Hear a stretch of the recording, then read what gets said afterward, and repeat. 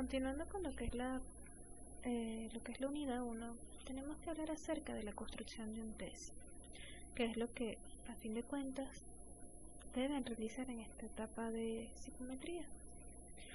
Para la construcción de un test es necesaria la selección y revisión de las teorías más relevantes, rigurosas y contemporáneas en relación con el constructo que se pretende medir. Es decir, nosotros cuando construimos un test generalmente ya debe haber dentro de la literatura científica de la psicología teorías que estén enmarcadas y que hablen acerca de un constructo. No podemos evaluar o no podemos construir un test de algo que no tenga una teoría que lo sustente, de algo que no tenga una organización como tal y que sean simplemente estudios demasiado recientes o simplemente a nivel exploratorio que no han podido generar una teoría que explique cómo se interrelacionan diferentes variables. Por ejemplo, ustedes pudieran crear un instrumento acerca de ansiedad, acerca de estrés, de motivación académica, de algo que ya existe una teoría, pero se les haría más difícil crear un test acerca de, por ejemplo, algún fenómeno social propio de Venezuela como la viveza criolla. Se deben obtener entonces definiciones conceptuales ajustadas al constructo, dominio de interés, así como seleccionar los indicadores operacionales adecuados para medirlo. ¿Qué quiere decir entonces? Que ustedes deben escogen un tema y después de haber escogido el tema, harían una revisión de todas las teorías asociadas a ese tema, quienes han hablado de ello, cuándo se empezó a estudiar ese constructo o esa variable que ustedes escogieron, y se casan con una. Se supone que el autor de esa teoría tiene una definición como tal. Por ejemplo, estrés para Lázaro no es lo mismo que estrés para Novak, los dos lo definen de manera diferente y los dos plantean teorías diferentes. Entonces yo me caso con la teoría de Lázaro. Entonces yo voy a decir que el estrés es una relación entre el individuo y su ambiente, como tal, y hablo de la teoría como tal. Entonces ellos generalmente plantean en estas teorías algunos aspectos o subdivisiones de ese constructo. Por ejemplo, la depresión podemos tener la parte emocional, la parte conductual, la parte cognitiva. Entonces eso es lo que hablamos de todas las dimensiones deben incluirse en ese test. Todas las dimensiones estén asociadas a ese constructo y a esa definición, así como los indicadores operacionales. Indicadores operacionales serían entonces todas aquellas conductas precisas que medirían de qué hace referencia esa dimensión. Por ejemplo, yo puedo decir que una dimensión de la depresión es la dimensión cognitiva porque son los pensamientos. Pero para yo saber en sí que está midiendo esa dimensión, tengo que decir en concreto. Por ejemplo, en lo cognitivo, bueno, que tenga pensamientos sobre la muerte, que tenga pensamientos suicidas, algo en concreto. Si es conductual, entonces la parte conductual de la depresión, que tenga un lentecimiento psicomotor, que tenga un llanto fácil, o sea, cosas muy puntuales. Esas cosas puntuales, eso que se puede evaluar como de manera más específica, esos serían los indicadores. Entonces, ustedes deberán decir una definición, cuál es su objetivo, cuáles son esos indicadores operacionales, esa teoría con la que ustedes se casan, que para ello pueden utilizar el Google académico para ir revisando eso, la finalidad y población neta del test, en qué población van a trabajar eso, ¿hay alguna relación existe entre esa población o es porque ustedes lo inventaron? Si es porque ustedes lo inventan, no pueden utilizarlo de buenas a primeras, sino que deben revisar si hay alguna conexión entre esa variable que ustedes están diciendo y su población. Por ejemplo, no pueden evaluar cultura organizacional con estudiantes de sexto grado, o sea, una cosa no está asociada a la otra. El modo de aplicación sí puede ser individual, puede ser colectivo, puede ser ambos. El formato de respuesta, si esta va a ser dicotómica, es decir, de dos opciones de respuesta, sí y no, verdadero o falso, de acuerdo o desacuerdo, o tipo Likert, que sería más de 3 opciones de respuesta. Por ejemplo, cuando ustedes han respondido test que dicen totalmente de acuerdo, medianamente de acuerdo, desacuerdo y así. El ejemplo general tiene 5 o 6 opciones. ¿Cuál sería el tiempo de administración estimado para ese test que ustedes están creando? ¿Cuáles son las instrucciones para aplicarlo? ¿Cuál es su forma de corrección? ¿Cómo se corrige? Se redactan los ítems una vez tenido en cuenta todo esto, y se hace una revisión de aspecto. Esta es la taxonomía de Bloom para nosotros poder escoger un objetivo como tal. Nosotros en este caso estamos construyendo un instrumento, diseñando un instrumento. Ese sería su objetivo como tal. Pero, por ejemplo, fíjense que si yo decido que sería el diseño de un instrumento, estoy en el nivel de evaluación y síntesis. Entonces mis objetivos específicos tienen que estar por debajo. Es decir, pudiera decir que voy a describir, que voy a decir que voy a aplicar un instrumento, pero que no se pase, no puedo decir voy a ajustar, voy a evaluar, voy a revisar, porque está por encima de mi objetivo general. Eso también ustedes lo pueden aclarar mucho más en el libro que yo les subí sobre metodología de la investigación. Entonces, ¿cuáles serían los objetivos? Tomar decisiones. Esto va a depender, ustedes determinarían qué objetivo tendrá su instrumento. Si es un test que permite evaluar un nivel de instrucción o habilidad, por ejemplo, habilidad numérica, permitiría evaluar la habilidad numérica correspondiente a 5º grado. Las decisiones de diagnóstico, si es un test para diagnosticar alguna patología, algún trastorno en concreto, si es para tomar, si son para selección, si es para seleccionar sujetos en función de sus capacidades, sus competencias, decisiones de tipo de clasificación, que aquí no es que una persona es más que otra, sino que es de un tipo, más que de un nivel. Por ejemplo, esta persona pertenece en la parte de personalidad, es más introvertida, es más extrovertida. Si son para orientación, para consejo, por ejemplo, orientación vocacional. Y si es de screening, que esta última es muy útil ahorita porque es, sobre todo en la parte de la neuropsicología, porque me permite evaluar rápidamente en un test corto alguna habilidad, alguna función ejecutiva, de manera que yo pueda determinar si la persona lo presenta o no. También hay test de screening para ansiedad, estrés, depresión. Por ejemplo, el 221 tiene 21 ítems y evalúa estas 3 variables, por eso, pero ese screening es como para descartar y ver dónde quizás pudiera nosotros guiarnos para hacer una evaluación más profunda. En cuanto al tiempo de aplicación, nosotros debemos decirlo, pero si no vamos a crear un test de velocidad, no es necesario. La modalidad esta puede ser individual, y uno dice hasta qué punto la ayuda puede brindar el investigador solo puede aclarar preguntas en determinado tiempo, puede aclararlo durante todo el tiempo. Si es colectiva, instrucciones, si su test, que la mayoría de ustedes puede ser una aplicación colectiva, las instrucciones tienen que ser de fácil comprensión, no ser muy largas, no estar en un lenguaje demasiado elaborado, de manera que la persona comprenda exactamente qué es lo que va a hacer. En el test también estas se deben subrayarse, bueno, no subrayar, pero por lo menos colocar en negrita, en una fuente más grande, de manera que la persona le capte la atención las instrucciones y no las salte como generalmente se hace. Y restricciones de materiales utilizados, que se necesitaría, que no podría usar, puede utilizar lápiz, borra, va a necesitar calculadora, no puede utilizar borra, es decir, que requeriría el test como tal. Entonces, en cuanto al manual, el manual tiene una fundamentación teórica del constructo, es decir, el manual ustedes hacen primero todo lo que es la parte del instrumento, buscando las teorías, haciendo las bases teóricas, haciendo un planteamiento de cuál es el problema, qué es lo que ustedes van a evaluar, cómo están las condiciones, etcétera, lo que dice, lo que está en el esquema del trabajo.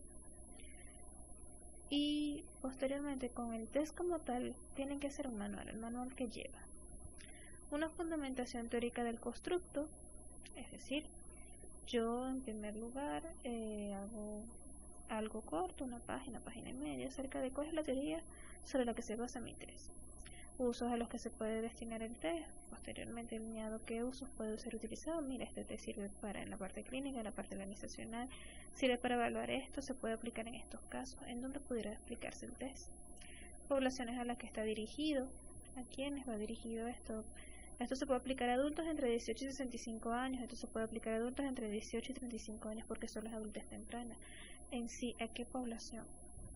instrucciones completas para su administración, cómo lo aplicaría yo. Y esto ya, cuando una vez aplicado el test, cuando lo vayan a aplicar, después ustedes calcularían coeficientes de confiabilidad, de validez, sugerencias sobre posibles usos de las puntuaciones y las normas de interpretación como tal. Otras partes del test son el cuadernillo de aplicación, formato de corrección, formato de respuesta. Generalmente ustedes tienen todo junto porque son test cortos. Es decir, que en la misma hoja ustedes tienen las preguntas y tienen las opciones de respuesta. Pero hay test que lo separan, que por un lado están las preguntas, que sería cuadernillo de aplicación, por otro lado está la hoja de respuesta, como formato de respuesta, que es lo que sucede, por ejemplo, en el 16PF, que ustedes presentaron cuando ingresaron a la carrera, y aparte un formato de corrección para evaluar. Pero esto varía desde cada test. Entonces, para las bases teóricas es necesaria una revisión de la literatura, libros, artículos de revista, trabajos presentados en congresos, tesis, trabajos de grado. Es decir, ustedes tienen que hacer una revisión exhaustiva de la literatura, preferiblemente también en inglés y no solamente en español, sobre todo a través de Google Académico. Y algo muy útil es que si consiguen un artículo que habla sobre la teoría con la que van a basar el test, revisen sus referencias y busquen esos artículos que están en las referencias de ese autor que consiguieron. ¿Por qué? Porque en un mismo documento ustedes tienen una referencia y todas esas referencias van a estar asociadas a lo mismo, entonces de allí pueden tener información muchísimo más fácil. En el caso de la introducción al planteamiento es decirme que se está evaluando, qué van a evaluar, cuáles son los objetivos, cuáles son los alcances. Es decir,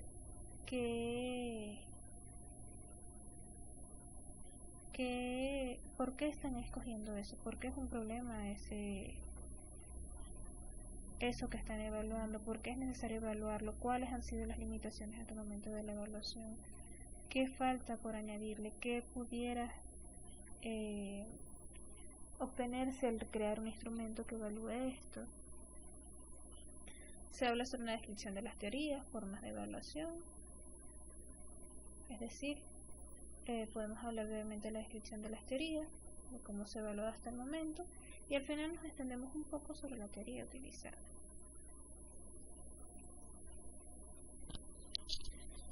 En cuanto a la muestra, nosotros, ustedes van a tener una muestra fija como de 20 sujetos aproximadamente, por cuestiones de tiempo, porque es trimestre, pero en general ustedes para determinar una muestra tienen dos opciones, puede ser probabilística o no probabilística. La muestra viene siendo un subgrupo de la población. Se define sobre qué o quiénes se van a recolectar los datos, es decir, va a ser en hombres, va a ser en mujeres, va a ser en ambos, de qué edad, va a tener un diagnóstico determinado, no va a tener un diagnóstico determinado.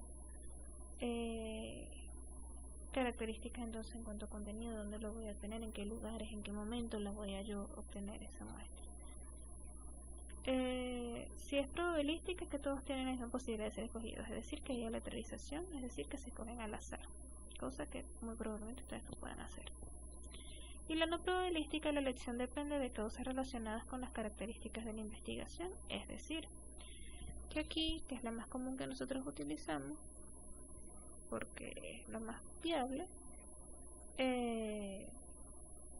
va a depender de las características de la investigación. Entonces, para calcular la muestra, si lo van a hacer,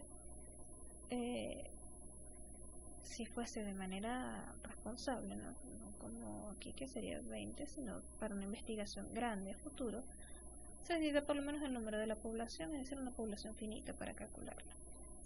Se define el intervalo de confianza, el margen de error, y se puede hacer a través de ese enlace, ustedes no tendrían que calcular nada. Para el método probabilístico, la selección se hace aleatoria, es decir, que toda persona me saca como si fuesen los papelitos en un bol, y así voy sacando y voy escogiendo a las personas, cosa que no es muy viable en este caso. Entonces, en el caso del muestreo no probabilístico, que es el que pudiéramos usar nosotros, se puede utilizar cuando el investigador tiene como objetivo hacer un estudio cualitativo, piloto exploratorio, que es su caso, en el caso de un estudio exploratorio, Se puede utilizar cuando es imposible la aleatorización, como cuando la población es casi limitada o es muy grande y no tenemos los recursos.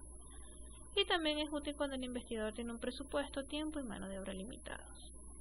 Esta técnica también se puede utilizar en un estudio inicial que será llevado a cabo nuevamente utilizando un muestreo probabilístico aleatorio. También podemos utilizarlo en un primer estudio que después, cuando se haga mucho más grande, con una población más grande, puede ser aleatorizado. Nosotros tenemos el muestreo por cuotas, el muestreo intencional, el bola de nieve. El muestreo por cuotas es que separamos a las personas. Dependiendo de lo que necesitemos, tenemos que ser proporcionales a los diferentes subgrupos de la muestra. Por ejemplo, si nosotros queremos evaluar, por ejemplo, ahorita que está el tema político, si quisiéramos evaluar si una persona quiere, por ejemplo, un cambio de gobierno, nosotros tendremos que escoger a las personas de oposición, las personas adeptas al gobierno, en unas proporciones similares y de cada uno tomar una muestra, de manera que la muestra completa sea representativa. Esta es muestra por cuota. Si es un muestreo intencional, es cuando nosotros definimos qué condiciones debe tener los sujetos para poder ingresar a mi muestra. Es decir, debe tener tal edad, debe tener tal sexo, debe tener, por ejemplo, tal diagnóstico.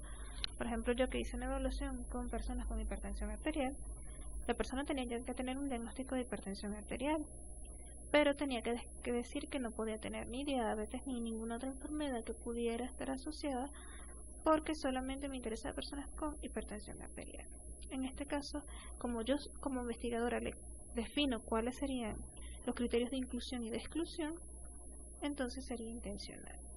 Y el bola de nieve, que es cuando es para poblaciones de difícil acceso, por ejemplo, personas que consumen alguna droga, que quizá no podamos ubicarlos de manera tan fácil.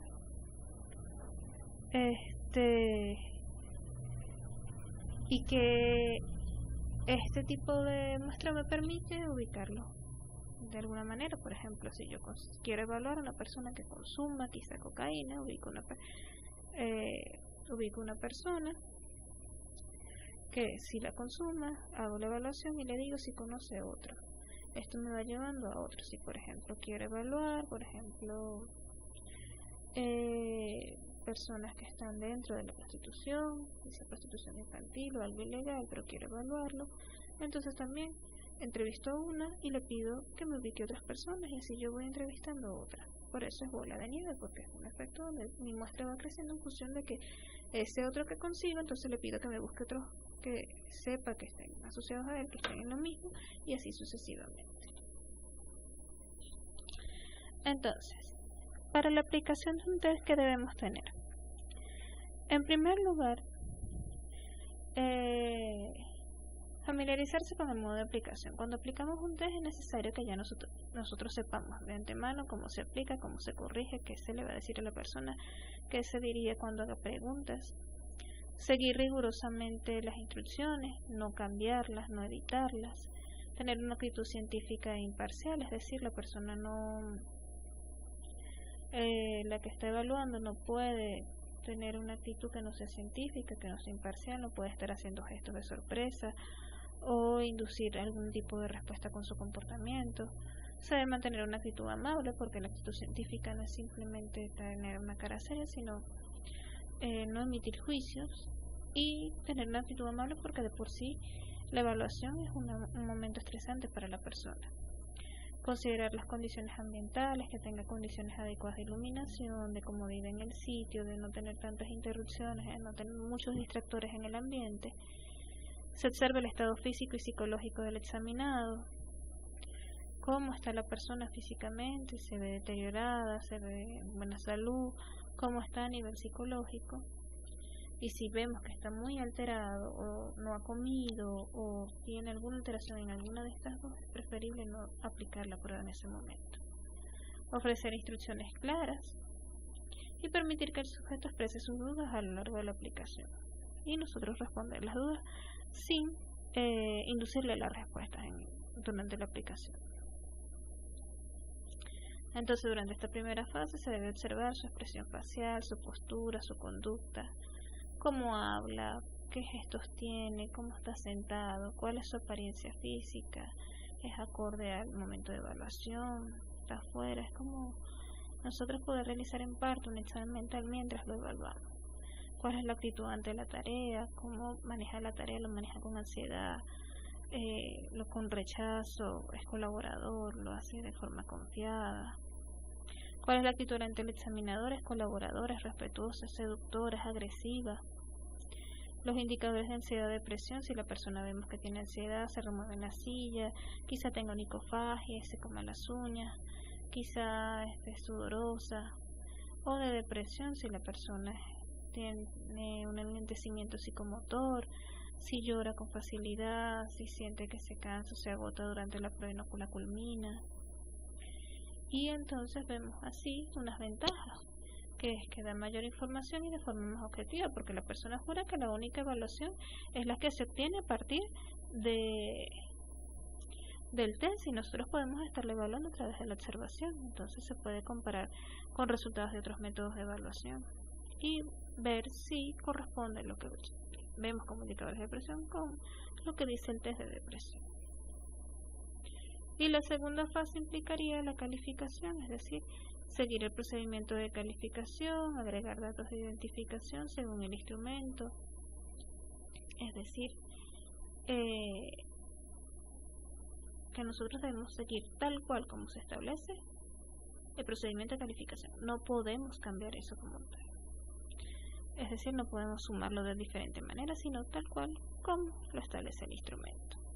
Y nosotros, si el test no tiene para añadir los datos de identificación, nosotros anotamos el nombre de la persona, la fecha de aplicación, la edad.